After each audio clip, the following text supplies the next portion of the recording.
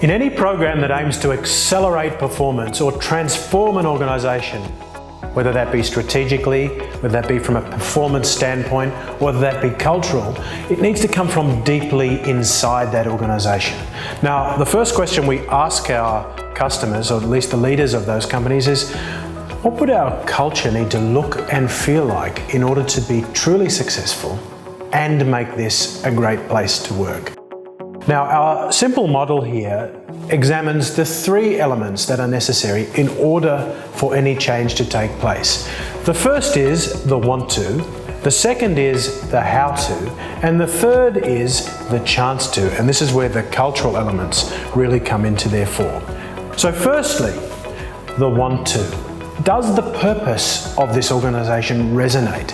Does the reason for change, does the reason for performance acceleration resonate with each and every team, with each and every employee in a way that's going to get them off their seats, out of their comfort zone, and stretching themselves with discretionary effort to achieve what might be possible?